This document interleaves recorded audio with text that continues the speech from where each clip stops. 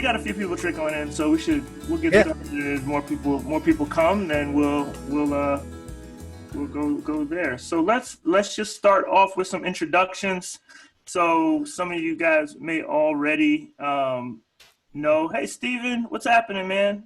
Steven said, "Hey, Steve." What's up, Steve? Good conversation. So, man, some of you guys may know. Some of we were just here on a live, me and Ben. So I'll give the floor to Zak and Miles. Zak, why don't you start off and introduce yourself and kind of give a little background about your history with songwriting and music and all that stuff, and then we'll talk about how you guys came together. So I went to Bard. Me and Miles both went to Bard, and that's kind of where we first met. I guess I played the guitar before that, studied piano in college, mostly jazz, sort of like American popular song, which is sort of like Tin Pan Alley songs from like the 1930s and 40s, sort of what you study in like an academic setting. And me and Miles played a couple times at Bard. We played that stuff, but we also played some like folksier kind of country original stuff on a few occasions. And I think there's kind of like a difference between the kind of academic stuff and the stuff that we were sort of drawn to. So I think we kind of had a connection in that way back then, but then we both work at the music space, and we've been recording there for, since October, I guess, together. And that's really great. So that's awesome. I love it. I love that you talked about like that place between like learning academically and then coming into like the things that you're just drawn to intuitively in yourself as a musician. And Miles, how about you, man? What was like your first memories of songwriting and kind of like doing that, and tell a little bit about your story about how you came to that. Well, songwriting for me like started with my inception of music. Like at 11, I started writing songs. I had like 3 full-length albums in like high school. They're probably like the best music I'll ever write. You're one of those guys. Like you were right. I've been writing a lot. Yeah, it's the most honest stuff. Like you're playing music horribly. Yeah. And talking about stuff you can't articulate really well. So I did all that. It took me a while before I went to college. I went and worked and kept writing music and playing out and stuff. But yeah, I met Zak at Bard. And I got to say, like, we had a connection right off the bat because we were both, there were some really serious musicians there who went to even like music high schools and stuff like that. And they were all really ready to go. Me and him both loved jazz and had studied a little bit, but we were really into like, I would say like Tom Waits and like Johnny Cash. We were into stuff with like a certain vibe to it. And so we kind of connected there, and we both were original songwriters. So we actually did play a couple times, try to get together and write our original tunes together. We never played anything out like that. But we were friends, and we played in a lot of concerts together for people. And then a few years go by, and he starts working with you guys at the community music space. My good friend and drummer, you guys know Evan, who plays in our band Off-Road Minivan. He works there. And so, yeah, I was doing that stuff. But then once I came on board with you guys, Zak, me and Zak, like, we definitely have to get together because you guys have a great recording space. Really, really, really nice professional studio. So we were like, we have to get together in the evenings and actually work on some of these tunes. And it turned out to be like one of the best collaborative projects, because I think right from where we started at Bard, we're so similar in those influences. I mean, the influences are jazz too. It's like Louis Armstrong. It's like so much different stuff. So the styles were very, very similar, and it was very, very easy to collaborate and figure out where we wanted to go. So I was just struck, like, I love that story. I love the way you're talking about that, because I was really struck by, a lot of times, one of the things that me and Ben, when we came together, I was bringing my my daughter down to take lessons at the space, and then he calls me one day, and he had some friends come out. They did a bunch of music. He calls me one day. He's like, "Man, I'm sitting in here." I came in one day and recorded with his friends while they were there, and then later he goes, "Man, I'm sitting in here. I got all these music beds, and I'm sitting here by myself, and I like to work collaboratively. Come in here, let's start working on some stuff together." So we come in and do that. So I saw a similar vibe with you guys. Like, so we came together and started working together. And then I saw you guys like, "Hey man, we got this simpatico thing going on musically. We want to get together and kind of like do it." And I could see you guys in there hours just shedding, like, you know, we're leaving, you guys are coming in. We come in. I remember one of our friends who's actually in the live now, Josh, saying, "Man, those guys, I come in the morning, they're there. I come back in the evening, they're there." Like, they're recording constantly. So I think one of the best ways for us to kind of introduce, like, I think other people get a sense of like what this feels like and what it sounds like, what we're talking about. Why don't we play one of your songs? Just listen to one of the songs, and then we can talk about kind of like the process of how you guys came up with the song. The song, we're going to lead off with the song Cattails. Yeah. We'll do it a little bit, and then we'll talk a little bit about how that came together and what your process was, and use that as kind of a way to jump off. Cool. All right. So this is recorded all at the studio, and maybe after we get done playing this, I can show you the Logic session as it's pulled up, because it's a pretty deep session, and what you realize is how many instruments these guys have played. I think he played all. I mean, Miles, you played drums on this too, right? Yeah. You played drums and the baritone guitar, and we can have a conversation about Glenn Campbell and Jimmy Webb, Josh. You know, Josh and I have gone down the rabbit hole with Jimmy Webb and Glenn Campbell, and Wichita Lineman and Galveston, all that good stuff. Anyways, so we can listen to this, and then we can talk afterwards. So this is Cattails.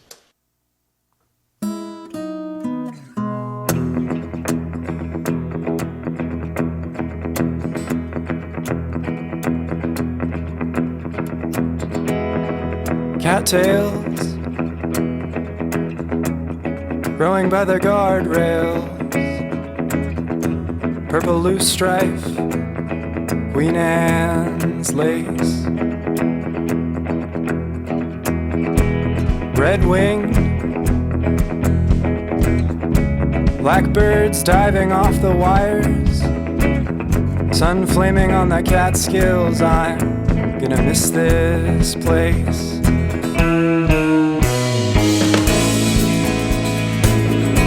But I know you gotta do what you gotta do.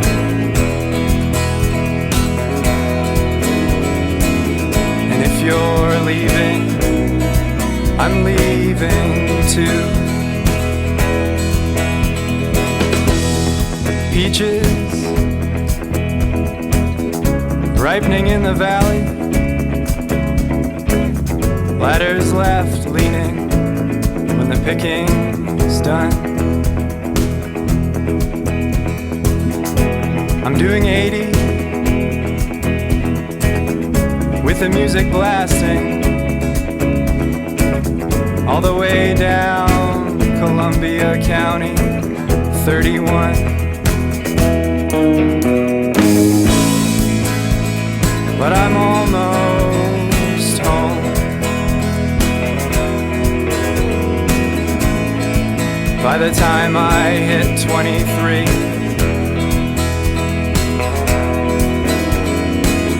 and I know I've got you, and you've got me.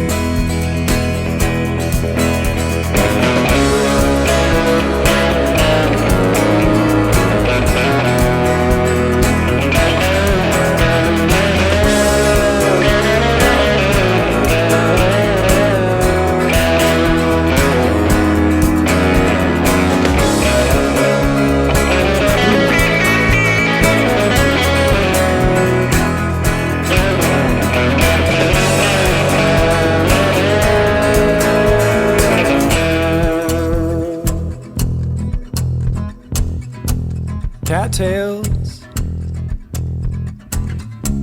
growing by the guardrails, purple loose strife, Queen Anne's lace, Red wing, blackbirds diving off the wires, sun flaming on the Catskills. I'm gonna miss this place.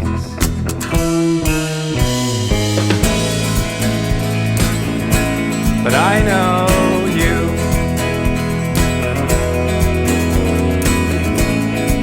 Gotta do what you gotta do.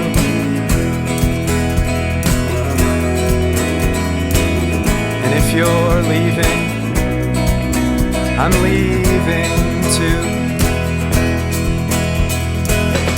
And if you're leaving,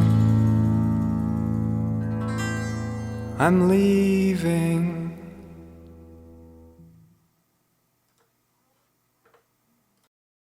Mindy says beautiful. I agree. I totally agree. I love that song. I love a lot about it. I want to start with how did it come about? Did it start with lyrics first, music first? How do you guys come up with a concept and then come from there? So either one of you guys can jump in. Well, when we were planning on getting together, I think we kind of didn't really know what was going to come out of. This was the first song that we recorded.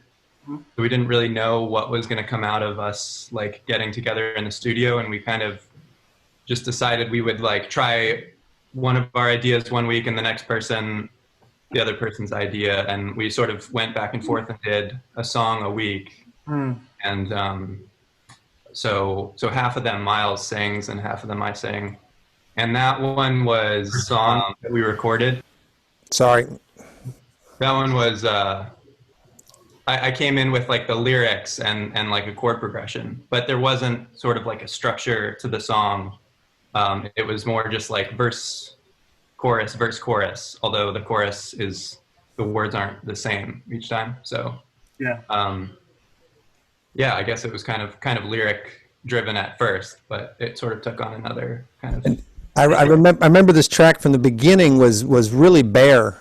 You know, and it was just the song, and we were like, man, this is a really nice, it's a well written song, and from a lyric, there's so much imagery in the lyrics, and it really transports you into this, especially for those of us that live up in the Catskills. I know exactly what road you're talking about, like Blue Stores Road, right? Like that whole like area up in there, and coming down, because I know you live in Hudson, and coming down, like I can see where you are, and the Cattails on the road side of the road. It really so you did such a great job of putting the place into the song, and then one day I came into the studio and there's Miles with his freaking baritone guitar, and you're like bong bong bong bong bong, and immediately the song, like it went from like a nice like acoustic guitars tune, and it started taking on, and that's when we talk about like the Glenn Campbell effect, like it almost it started getting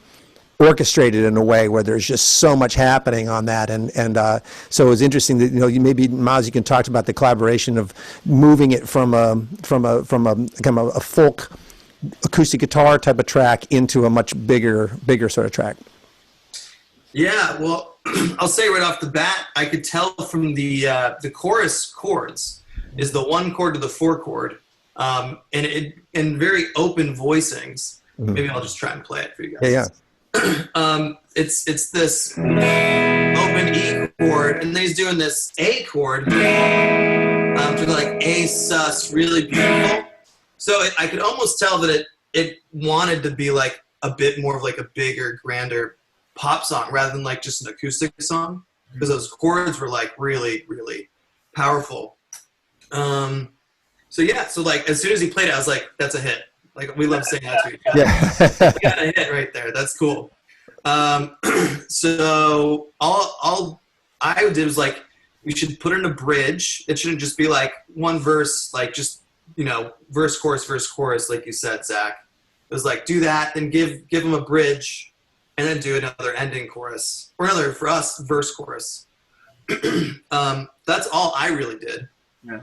I love that you're talking about how you heard something that drew you, said, oh yeah, no, that moves me out, because I felt the same way when I heard the song. And one of the things I think that that I really want to talk about. Like, I love that you're talking about the chords, how those chords kind of draw you, because I feel like as lyricists, that's why I was asking whether the music came first or the words came first. For me, as a person, when I'm a lyricist, I listen to the music, and then I kind of just want to be the vessel. I want to let whatever's coming to me from the chord progression and from, you know, people say the muse, whatever they call it, but like it kind of comes through you in a sense of like, oh, this is what needs to be said over this track for me. Like, this is what I have to say. So I kind of want to talk about this whole concept of cattails growing by the guardrail and the imagery, because I feel like the imagery of the song is really grabbed me right away, and then the chord progression kind of supported that imagery. So like, how did that come about for you, Zach? Was that through the drive down? Was that kind of, or like, how did you guys come up with those lyrics? Well, that was really just from driving around, like Ben was saying, down that road back and forth between work and home, and I wanted to write about like everything that I was seeing on that drive. So I kind of got really interested in like learning the names to like different flowers and plants and birds and stuff like that. And I had been, part of it also was informed by something I was reading at the time too, which was sort of like a nature book. So I was kind of into nature and stuff like that. And I just started writing like descriptions down more than it actually being a song with an idea. And the idea for what the song was going to be about kind of came afterwards. So I had the beginning, cattails growing by the guardrails, purple loose stripe Queen Anne's lace, and I knew that I wanted a rhyme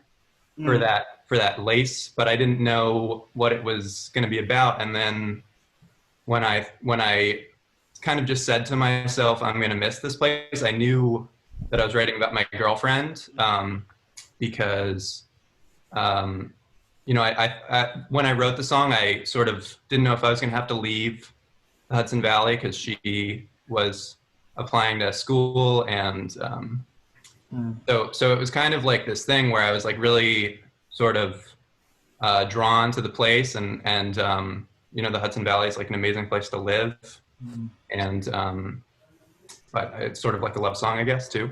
Yeah. It's a love song to your girlfriend and the Hudson Valley all at the same time, which is like, and like your love to, it's like, wow, and that's what I find fascinating about a lot of songs. We'll get into more songs you guys write, is it's super, both of you, like when you talk about the lyrics, I can resonate with like the story behind it before I even know the in-depth, or I feel like, oh, that emotion moves me. I know what, and one of the things that struck me, because we had a session where we listened to the records before Ben was going to start mixing them, and we're talking about when we're going to put the record out and all that stuff, was the way that you're writing, and it feels stream of consciousness. It feels like thoughts that are coming, even though I know there's more to it, thoughts that are coming through the way people think when they're thinking about things. Like, oh, there's this happening, this thing is going on, and oh, wait, like I had this random thought in the middle of the song, and you'll sing that and then come back to the mainstream of what you're saying. Like, how does that, like, Miles, maybe you can speak to, because you've spoken to me before about the fact that Zach really, you guys come in with songs and you guys both kind of push each other on like making sure the lyric really works for the song. Like, talk about that process a little bit. Yeah, I mean, this song was all ready to go lyrically by Zach. And I just got to say, like, I completely agree. Like, I think the cattails and the Queen Anne's lace, like, yeah, those are sort of like, you know, greenery from around here, but it's sort of like they kind of take on this metaphorical kind of meaning because they're like so literal, like cattails, Queen Anne's lace, like, you know, like your brain almost like misses the mark, which is really nice. It kind of gets you in just that realm, that dream state that it's in. But I'll talk about one of our other songs that I think exemplifies this the best, which is called The Promised Land, which we won't play here. But we literally did 3 or 4 sessions, I think, Zach, where we kept changing the lyrics, which was great. I had the chorus, which was like The Promised Land, which was like, come away with me, come away to the promised land, come away with me, and we'll never be found, come away with me. I'll put you straight into the ground, come away with me. I'll put you straight into the ground. So it's like this really dark love song about sort of codependent relationships. If you want to, I can play a little bit of it. You can. That song is really, really intense. I'm not sure what, and it's like an acoustic song. It's like that's and it's pretty raw at this point. But if you do, you want me to play a little bit of it? You can if you guys feel interested in doing it. Yeah, I've got it pulled up. I have no idea where this mix is at. It's, you know what I mean. I think you said this is one of the last songs we did, but let's just listen to a little bit of it. Okay. All right, here we go.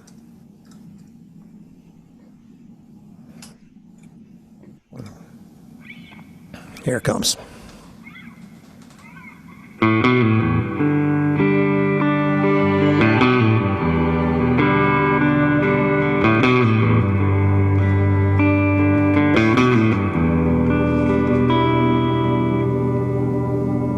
She said, take a hold of my hand, and I'll never let it go. She said, take a hold of my hand, and we'll never be alone. There's a storm cloud looming in my mind above you. Yeah, your eyes film over when I tell you that I love you.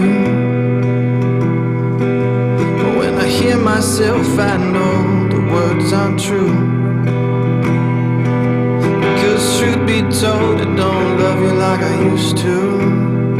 Come away with me. Come away to the promised land. She said, come away with me.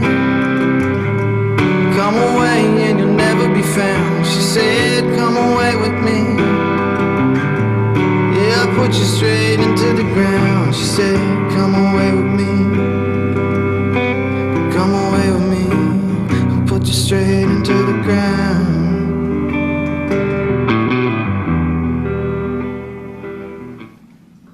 Yeah. Looks like you're talking about a really complex set of emotions in that, and like, so you're saying in that writing process, I love it. It's beautiful. That was beautiful. I honestly, when you're talking about like Cattails and how far that song goes, I think that song needs less. It doesn't need much more than is already there. It's just just as it is haunting and rich. Yeah. Yeah, we actually started that song with another full band kind of arrangement. Mm-hmm. That's the other thing, is we started with this and we're like, exactly, like, I don't know, like, yeah, let's just try it like live. So that was a live take, guitar and voice at the same time. But yeah, me and Zach also spent a whole session just talking about our past relationships. Because I was trying to articulate sort of how to get that idea across of sort of toxic love, where you love someone very, very much. Yeah. But it's also very like destructive, and it's like not the right thing for you to do. And he was very helpful in all of those lyrics. And that's how a lot of my songwriting goes, is I get a hook and I get like a chorus, and I know the emotion behind the idea of it. And me and him just chat. He's just really good at chatting with me about how to pull the exact storyline that we're going to tell. Like, yeah, you got this big, long 5-year relationship you want to talk about, but how are we going to tell that in 3 verses or whatever? So that's generally, especially with my songs, lyrically, like that's how we go about figuring them out. I love it. There's a lot there, but he, pushes it. It's great. I love that. I love what you're saying, because that is something I think doesn't get spoken about enough in songwriting, is that you could have sessions. Yeah, we go in and we hit record and we record the song, but you could have sessions where the whole session is you sitting there trying to just talk about, what am I trying to communicate? You're listening to the music, you turn off the music, you just have a conversation with the person you're collaborating and creating with. It happens more often than people think, that it's seriously about like trying to have a conversation, because that's what you're going to be having through the music with the audience listening to it, is a conversation. So how often do you guys, have you guys had a lot of sessions like that where it's like, we didn't even record anything, but we got in here and we got to the core of what we wanted to say? Or does it happen like that for you guys often? I think that one definitely, that one was like, we had like really long conversations about like our relationships and like how a relationship can be unhealthy and stuff like that. And then what was kind of interesting is that like at the end of it, we had sort of lyrics that weren't necessarily exactly what had happened in the conversation or in our own life, but still sort of captured the feeling of what we had been talking about. So I think it kind of helps. It helps you sort of like narrow down what the emotion is that you want to convey. I know we've had some other ones where we like talked about the concept, but they happened a little bit faster than that one. I feel like we sort of like with Idiot Kids, Miles had the whole song mapped out, like all the verses and all the sort of arrangement and everything. And we kind of just filled in a couple blanks. Like we did talk about like who the character was, who was speaking, because it's kind of like a monologue, right? So like, who is the person singing the song? If it's not exactly us, you know, it might be inspired by things we've experienced, but it could be, you know, it's a song, so it's its own kind of. Yeah. You know, I think one thing that's really interesting that you guys have said, and Paul and I have talked a lot about, is this idea of, you know, how much time it takes to be creative.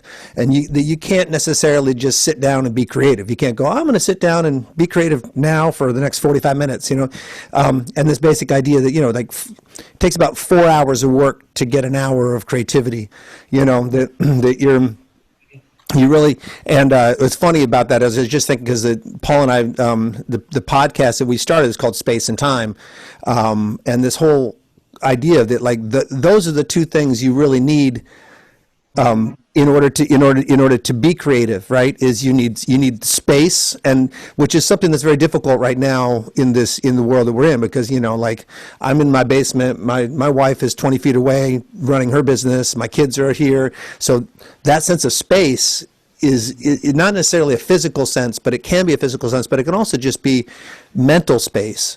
And then the other thing you need in there is you just need time. You need to have the space to do it, and you need to put yourself into it. And it's, you know, it goes, you know, writing, songwriting is just a piece of it, but any sort of creativity, you need to have that sense of just put your time in. You want to make art, you just have to make art. Or you want to write songs, the best way to do it is to sit down and just and put yourself into it, because you're not going to get there by just, you know, spending a little bit here and a little bit there. That's what I saw you guys doing at the studio. Like Josh was saying, it's like you would come in, you guys would be there, and you'd be coming in, you'd be texting me, hey, is the studio open? Let's go. Let's do it. And I think that's sort of momentum is what it takes in order to make something like this come together. I couldn't agree more. I think what you're talking about is, you know, like, I think exactly piggybacking off of what you're saying is just making, not waiting, not saying, oh, okay, the inspiration is going to strike, but actually setting some time to put in, and then letting the muse show up, letting the inspiration show up, letting those things, the ideas like you guys were doing. Like for Ben and me, it's, you know, we're collaborating. Like it was every Friday, we're going to get together and we're going to record for this long. And some days we would set that much time, and we only recorded for an hour of that time because we were writing, or we were like doing a mix, or we were figuring out what we wanted to say on that song. But I definitely feel like, for me, where that comes from is the practice. And one of the things, I don't know, maybe you guys can talk a little bit about your practice. For me, my practice when I'm really on it and doing it is every day I do this thing called morning pages. Like a lot of people do it the artist way. This thing is I sit up and I just write out 3 pages longhand to kind of get the ideas out of like what, and some of it may be total, like doesn't come out as like anything I want to say, but at least get like anything that's blocking me out of the way for the day, so I can like later on be a little creative. Do you guys have any like daily practices like that to feed your creativity, or things that you think about in that way? Well, I definitely I'll like when I'm reading, I'll write things down. So like I sort of, or you know, if somebody says something, whatever, like I keep like a little like list of sort of just phrases and things that I like, or you know, things that I read, descriptions, and I just kind of keep a regular like little notebook of those things, so that it's kind of like this material that you have that you can use for your own purpose if you find a purpose for it, I guess. So you jot down ideas like during the day, like kind of, that's a good thing that happened, or that's something I saw, and write it in a notebook. Yeah. That's awesome. How about you, Miles? Yeah, I do slightly similar stuff. Like songwriting wise, it always comes from music first for me, probably, which I'm very lucky in that I get to teach lessons, especially now. And, and then in college, like my whole, life was dedicated to practicing guitar. So a lot of ideas just kind of kind of come out of there. And then I work on stuff lyrically. From time to time, I will write down in my notebook, ideas that I think about. I use my iPhone voice memos app quite a lot. I don't know if anyone else does that, but if you're driving and you're singing something. I even wrote, riffs for off-road minivan, or I wrote riffs for this. I'm like hearing the song in my head, and then I'm like, I gotta remember that.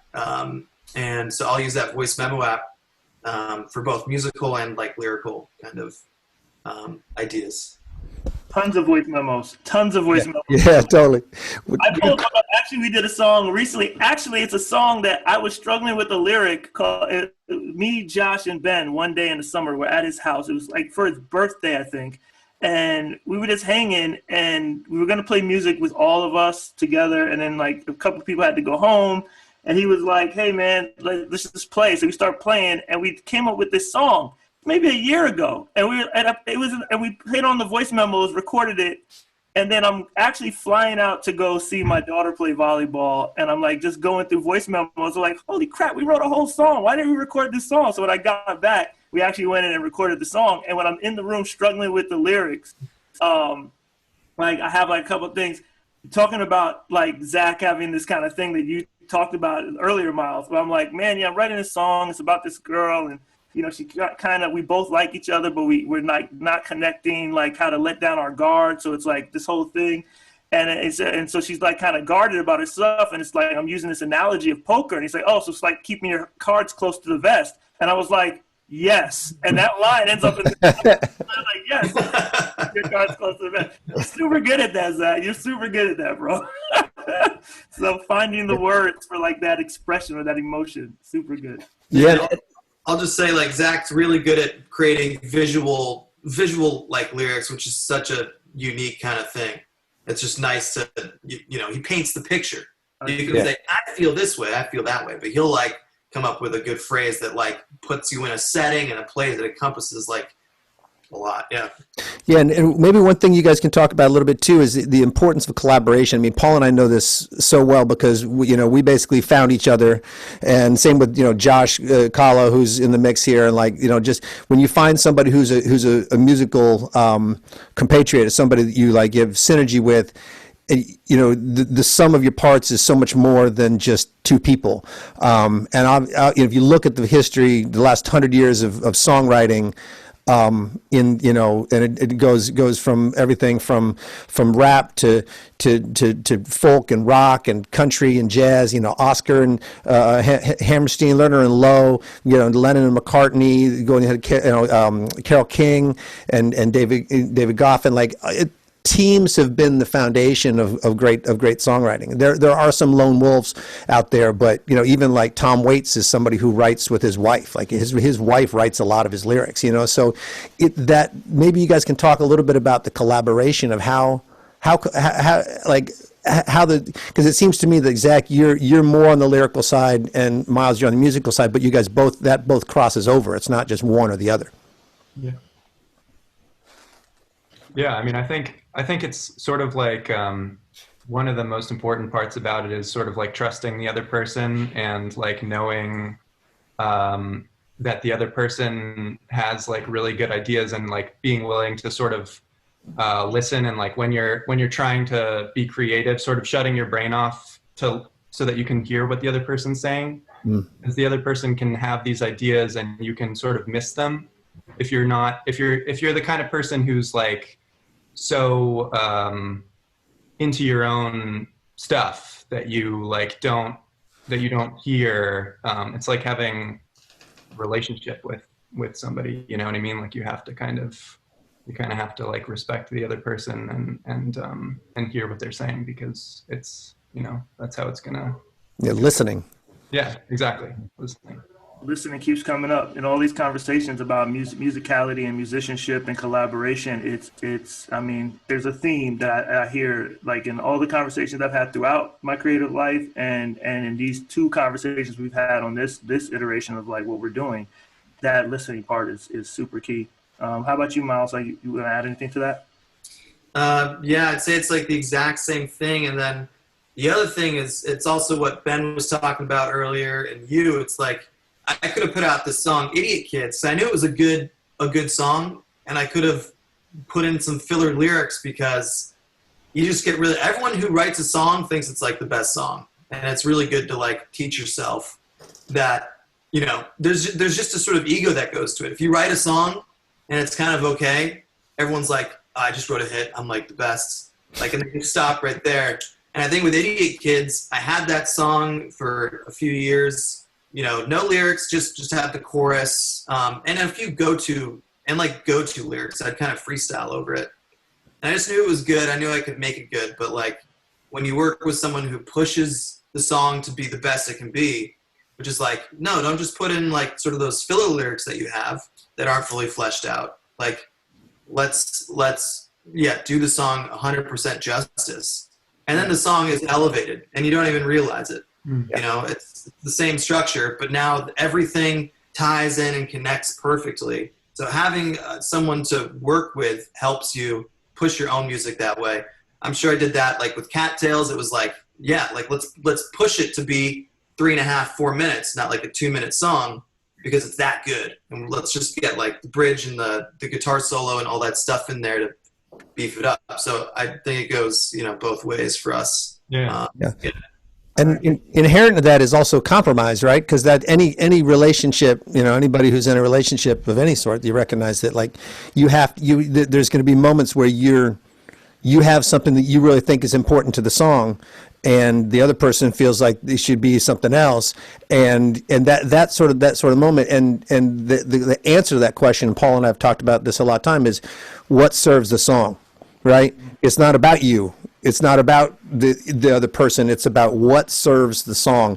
And great songwriters will say that, you know, songs are not theirs. They just flow through you. And so, you know, people say, well, where did that song come from? I don't know. It sounds like a Willie Nelson song. It's like fishing. You know, like Willie Nelson was fishing up the road and took a break, and I caught one of his fish.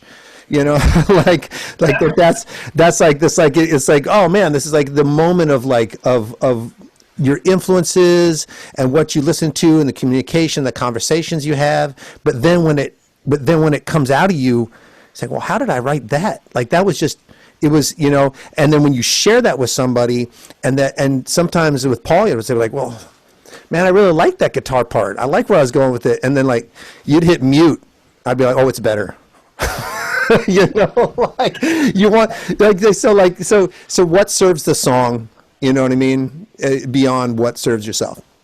Yeah, I think getting out of the way and trying to grapple with that thing you're talking about with the ego is super important. Of like getting out of the way as much as possible and realizing that that yes, there's something because it's a real interesting thing. Like we can get really metaphysical with it and talk about like what I've come to with some of my friends has been like that writing from the first person has a certain power of like using that first person pronoun and like the I, and then you start saying, okay, well, I, what does that mean? Like when you say I, because another person can hear a song and put themselves into that place when they're saying it. So then that really starts moving you out of the way of like, oh, let me make it about, yes, it's saying I, but it's really like anyone singing or listening to that song can now say the same thing that you're saying and feel like they're saying it. Yeah. So that's a really, that and some idioms, like you guys writing down words.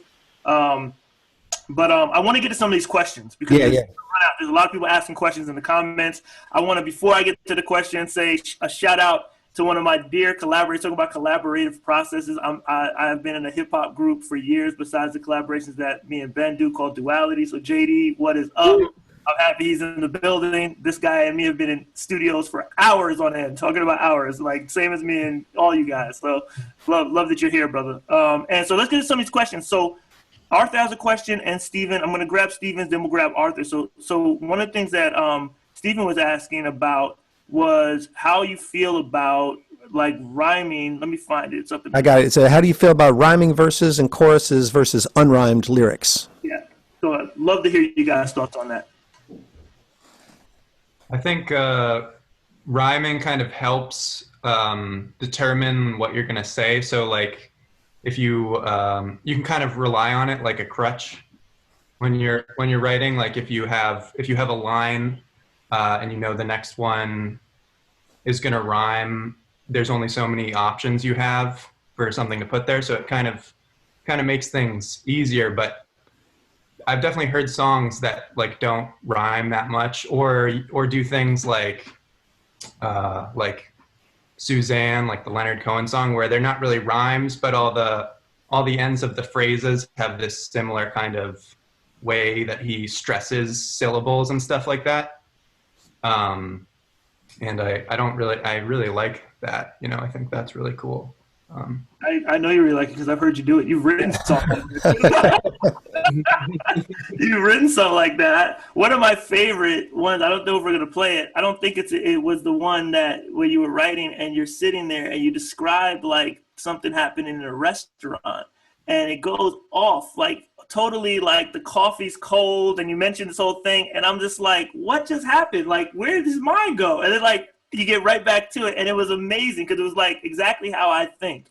Like I'm in the middle of a thought, then my mind kind of wanders and then I come back to it. And that line didn't really rhyme with anything, but it was needed. It like totally brought the full color of the moment into it. I like when writers do that as well, that move away from like just, I like rhyming. I'm come out of hip hop. So I'm all about like finding ways to rhyme and do things, but I like when people bend words even in that genre to kind of like make things match up that maybe you wouldn't think about in that way. How about you, Miles? What is your thought about like rhyming couplets and kind of those things in songs? Yeah, I think Zach kind of summed it up. Like it's very useful. It's a good way for people to, I think the sort of underlying fundamental property of rhyming is for people to sort of memorize a song really quickly. I think that's why people started doing it. Is it's like, you know, you hear a song once, you remember the rhyme, and it's like you hear it again, you can sing it, you get really attached to it. So I think it's really, really nice. I think, yeah, don't you know, cuff yourself to just doing, you know, having to rhyme sort of traditionally.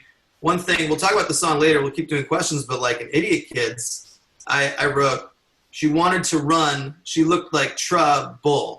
So it's like there's other techniques of rhyming where you don't have to rhyme in the middle. Right. A listener always likes the change of direction a little bit too. So I'm rhyming with trub instead of just trouble, and then the bull comes afterwards, and then you get sort of the rhyming scheme, but then you get sort of what the word is. So there's lots of techniques to use, but you would want to just utilize it, as you said, serve the song. Yeah. Serve the song would be my advice. Yeah. Sometimes it's really powerful to do a bunch of rhymes, and then you think, oh, there's going to be a rhyme to this, and there isn't. And then you get sort of like a nice period, you know, stop right at the end of your point that you're trying to get across. So those are all tools that you can utilize. Yeah. And, you know, the other thing, too, is the consistency of phrasing is something beyond the rhyme, right? So, like, as long you can not rhyme, provided that the consistency of the phrasing of the verse is similar. It doesn't have to be the same, but if you write a single verse that goes this way and you have a couple rhyming words and a couple non-rhyming words, and like Zach was saying, you put an inflection, like in Suzanne, you know, the Leonard Cohen song, you put the inflection in a certain place. Most songwriters will repeat that in the next verse. Right? So even if the rhymes are not there, the consistency of the phrasing is there. So you can actually be pretty far out, and rappers do this all the time, right? Where there's so much intricacy and sophistication in the verse or in the chorus, but then when you get back to the next chorus, there's some consistency. It could be totally different words, right? But the consistency of the phrasing is the same. So that there's something to hold on to, and at the end of the day, you have to ask, like, how much are you giving the listener to hold on to, right? And how much are you actually you know, because some people, you can be told, like Frank Zappa, like just write some songs where there's very little consistency, very little things to hold on to, and it puts a lot more responsibility into the ears of the listener. Whereas a pop song often makes things, you know, it's like almost like a nursery rhyme, puts it, you know, you're really like giving, you know, you're like shoving it down their throat, which is another technique. Yeah, there's another technique to that. It's, you know, that is, I hear that. I definitely hear that, and I think everything is It's all poetry at the end of the day. Yeah. It's really you know. I think again, I always like, you know, when you're starting out, if you need to rhyme every line, I think rhyme every line. I think like if that's the first thing you do. I know when I was starting, I learned how to write songs in the beginning. Part of my history was my dad is a producer and a writer. And I told him I wanted to write, and I would sit in the passenger seat of his car while we were driving around wherever we were going, and he would break down songs to me, like on the radio. He'd be like, "Hey, you see how this happens here, and this happens here? This is the bridge. This is the chorus. This is why the hook happens here. This is where you have like one, you know, you have one line that rhymes here, then you have the next rhyme that rhymes here." And so for me, like I started just rhyming every line, and then it went from that to like, that feels boring, and I went deeper, and I was like, I want to do something different. And so I think it's practice, like anything else. When you first start playing a sport, you do the basics. You dribble, you shoot, you like try to do the basic kind of things that get you in the game, and then eventually your skills grow, and then you want to try new things. And I think that's the same with songwriting. Yeah. So we got another one here from Arthur. Arthur asks, I like this question a lot. How has your music school experiences influenced the songwriting process, specifically studying the Tin Pan Alley era of songs? Maybe I'll start this one. I don't know. Yeah, it was, we both took the same classes, both studied the same sort of jazz stuff. I think it really helps. Personally, it made me think about stuff way differently, particularly the blues, which is the bedrock of all popular music. Any style you want to do, it's like a 12-bar blues, and just doing those 2 5s in between every single chord really informed me that you can think about melody within just a chord. So you can write your standard pop song. Let's say you write a folk song, and it's which is essentially a blues, or whatever kind of style of music you have, and it's all in one key. You can then, you know, write it like that, and then say, I want it to be a little bit more interesting to the listener. And you can take those few altered notes. You know, they teach you how to do sort of chromatic stuff. That's always a little bit more interesting to me. I mean, I still like pop music because I like listening to lyrics and listening to stories, and that's a good way of being like in a community with people and understanding the same thing. When you're just listening to like jazz music abstractly, that's sort of really limited to people who really understand harmony. I mean, everyone kind of loves jazz as well, but people who really get into it are listening for all those harmonies and all those rhythms and blah, blah, blah. So, I didn't stop writing the style of music I was writing since high school to now. It didn't change my style, but it certainly gave me so much more understanding of what I was doing, and then what I could do to make it sound a bit more mature and sound more like myself. I mean, like me and Zach love Tom Waits, and I think he's very mature in that he writes a lot of jazz harmony stuff. He gets you into mood and into tone. I mean, it sounds a little bit Tin Pan Alley at times. Super influenced by that. Yeah, he very, his music was very influenced by that early. Yeah. So for me, I think it helped a lot. I did not change my trajectory and what I wanted to write like. It just gave me a lot of tools, spelling of chords. Yeah, I think if you can throw in an altered note in your vocal melody, it's really hit. Like sing like a pop song, and then somewhere you do something that goes in a different direction. And that's what I'm interested in doing, is writing my pop songs. If we're encompassing all sort of popular music under that frame, we don't write like, typical pop synth kind of stuff. But getting, then you write your stuff and then you get to play with it. You have a lot more that you can edit and stuff when you have that. Does teaching this stuff to kids, or adults or whoever, does teaching it really kind of kind of like if like ever come back and say, oh, that's going to influence the way I'm going to think about a song later on? Like when you're in the process of teaching something, you say, okay, I'm teaching this out of the American Songbook, or I'm doing this thing out of Tin Pan Out. I'm really going to take that and maybe, oh wow, I didn't think about that in years. But I may use that later on. Does that happen for you when you're in your process of teaching? I think teaching makes you like when you're teaching something really simple, it kind of makes you appreciate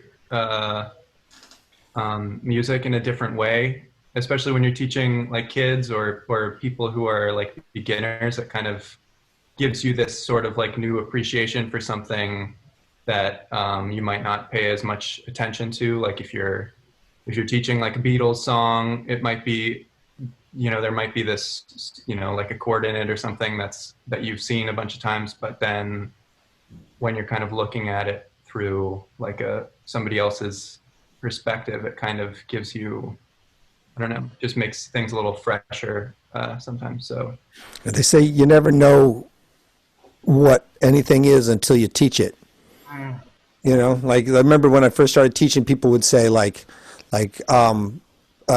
yeah, what's a note? And I'd be like, shit, I don't know. Like, what's a note? Like, how do I explain this to a 9-year-old? Like, what's a, and then you learn, and that helps you to go down that thing. So at the end of the day, the simplest things are the most profound.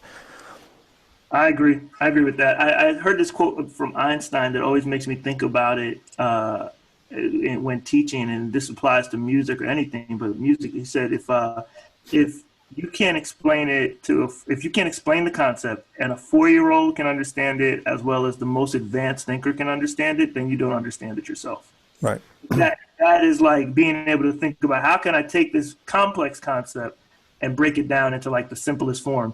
And I found myself in class one time with Ben's vocal group trying to explain, this is not musical in the sense, but trying to explain what Napster was. And let me tell you, that was hilarious. They were like, so it's like, what was happening? So music shows up on your phone. They don't have any concept that people actually had discs and put it into computers and uploaded it. They were like, what is that you're talking about? Is it like SoundCloud? And I was like, no, we're like, it's illegal SoundCloud. Right. Hilarious. So anyway, I was having a hard time breaking it down so a 4-year-old could understand that. So I want to transition a little bit just to say, if anybody on this is really interested in the craft of songwriting, or you want to take some classes on this or break it down, we're going to have a song lab you can find at communitymusicspace.com that's going to be happening.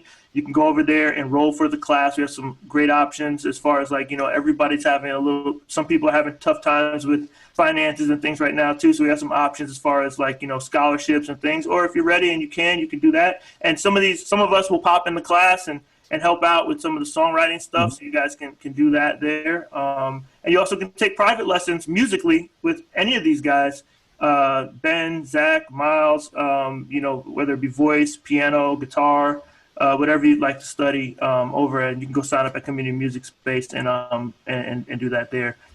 So let's end here. If there's no more questions in there, I don't see any more questions. No, I think we're good. We're good. Let's play Idiot Kids, and let's go out on that note so you guys can hear one more song. And we thank you guys all so much for joining us. We'll talk a little bit to wrap it up, but let's play the song and then we'll end it out there. Sounds good. All right, this is Idiot Kids. She wanted to run. She said I looked like trouble, with the smoking gun in my hand, 5 years in the can. Got drunk and backslid.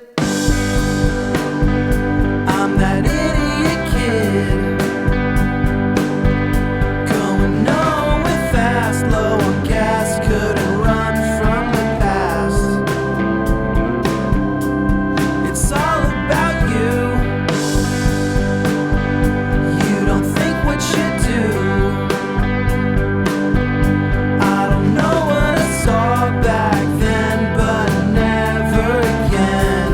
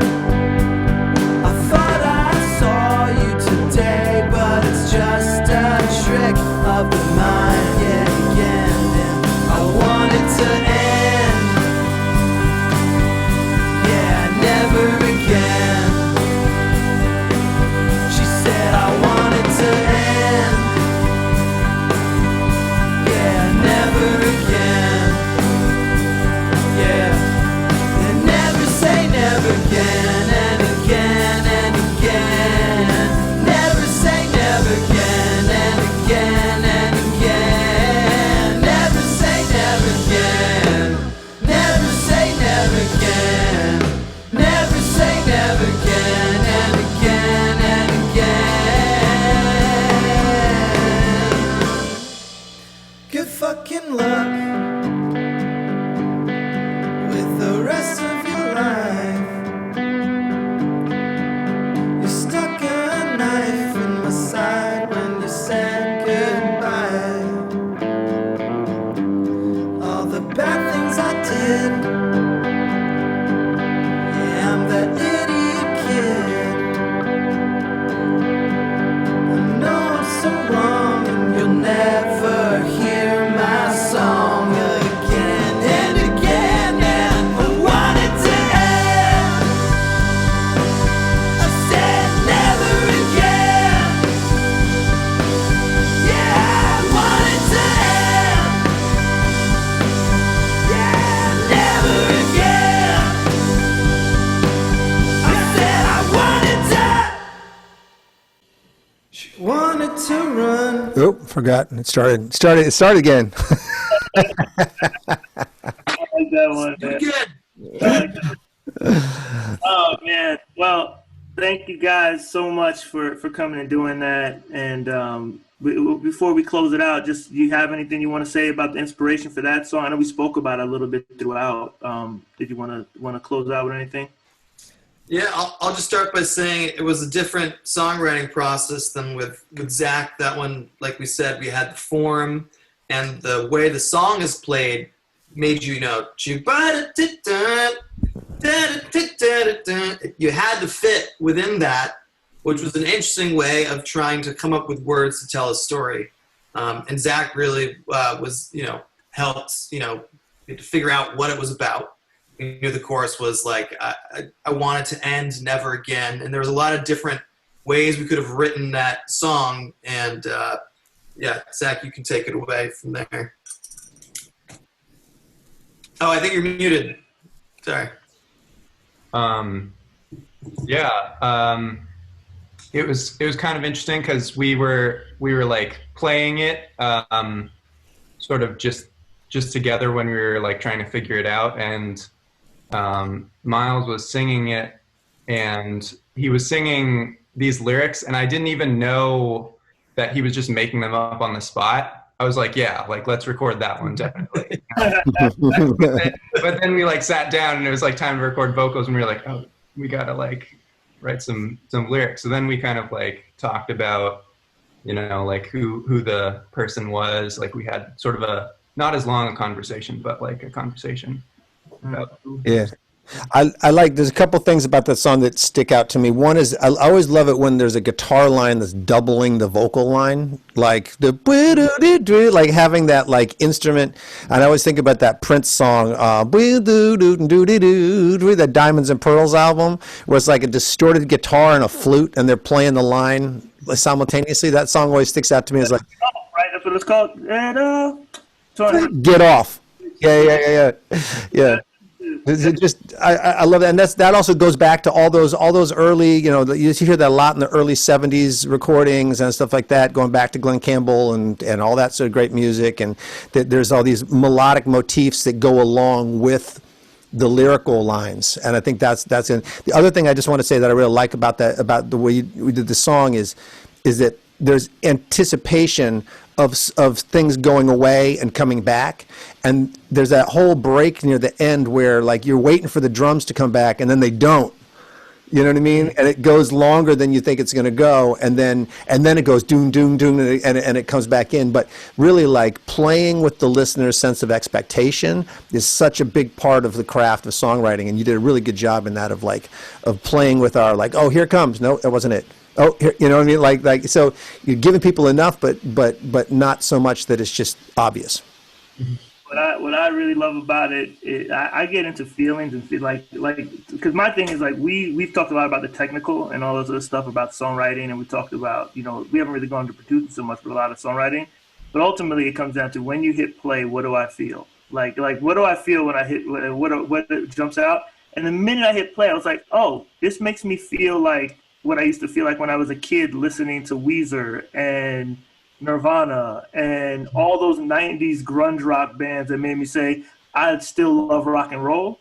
And that was really, really dope to me, because like I don't think per se you guys were writing to go there, but it just naturally came out. and I could feel it, and I could feel that influence, and it felt that nostalgic feeling of that really resonated for me as well. So you guys, I just appreciate your art and what you guys are doing. So very much so. Thank you guys. Yeah, I just also want to say thanks to Zach, and yeah, it's been cool writing together. And you guys are actually working on something right now, right? On something else? we've got like so much stuff working. That's the other thing, is like trying to hone in on like one thing and get it done. Yeah.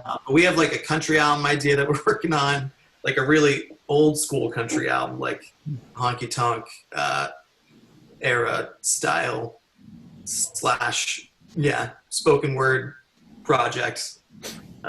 Stay in the process. That's all it is. Yeah, that's it. Yeah, you keep the process.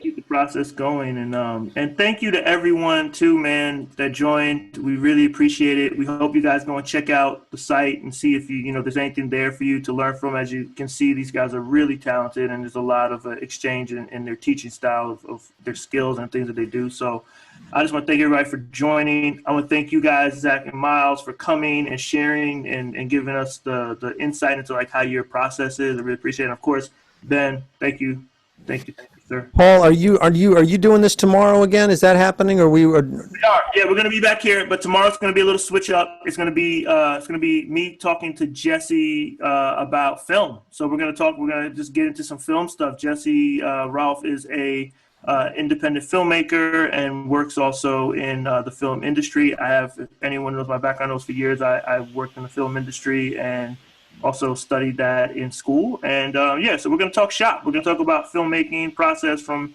DIY style, like kind of some of the things he does with his DIY classes, and also just basics around like how you can get started making some stuff in this kind of environment where we're socially distancing. Right. So anyway, thank you guys again for joining, and we hope to see you here tomorrow. Yeah. Thanks, Miles. Thanks, Zach. And thank you, Paul. It was awesome. Thank you guys. All right. Talk to you soon. Take care.